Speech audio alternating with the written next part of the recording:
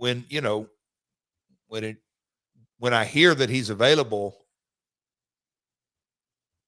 shock might not be the right word, but Vince had dealt with, I don't want to give to, let's just say, whoever you want to put in that basket, Ultimate Warrior, folks that Vince always figured out a way to monetize them on his terms. But for them to release Jeff, and I knew the cash cow that he was at the time, it really surprised me. And, I immediately wanted to kind of dig in. Is he an option for us?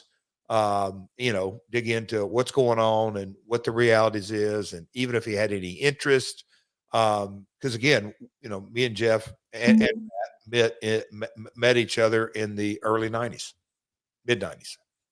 So you're interested in reaching out. Do you have, are you just using our underground railroad of wrestlers where everybody knows somebody, or did you have his number?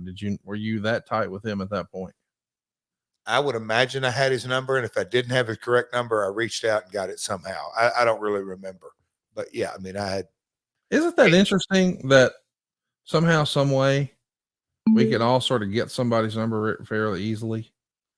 I've always been fascinated by that, in a business where it's supposed to really not be a team sport, everybody's sort of out for themselves.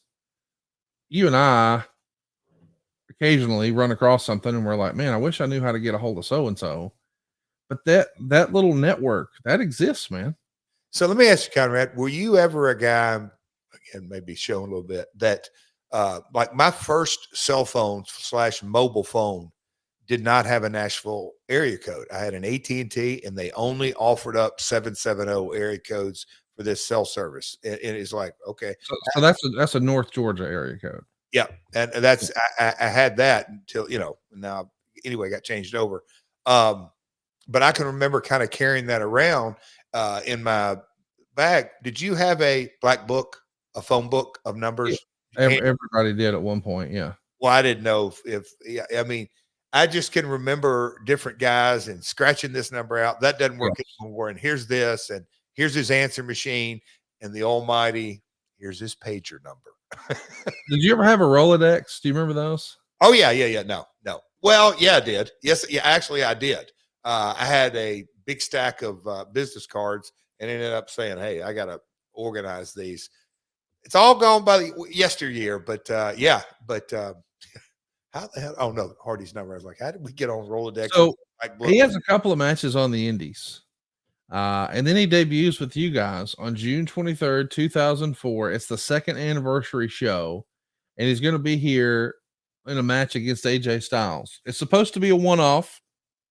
So I understand that he wasn't signed to a deal yet, and I'm just curious, how does that come to be? What was did he feel like I'm going back, so I don't want to sign anything? Or talk to me about how you landed him and why it was a one-off. I could almost give you maybe the word for word conversation after we got the niceties and how's everything going and this and that. Hey, Jeff, can I guess? Yeah. I want to play music. Oh, no. As far as Jeff response? Yeah. Oh, no. Well, that was once we got into him playing his own theme coming out, which yeah, all that. But it was simple. Jeff, there's no way we can pay you what you're worth. So that's off the table. We also, pal, and this is the real deal, know that if it's not now, at some point you're going to be thinking about going back, and that may be crazy, but Jeff, we're all businessmen, got to leave our options. So all I'm really talking about to you is one date for an opportunity. And I think if we remove the money component of it, it could be as good for you as it is for us. We would love the shot in the arm. And I don't know where your head's at, but what is the downside? Of course, we're going to take care of you creatively. And let's just see if you like us and we like you. I mean, just that simple. And that was, that's simple.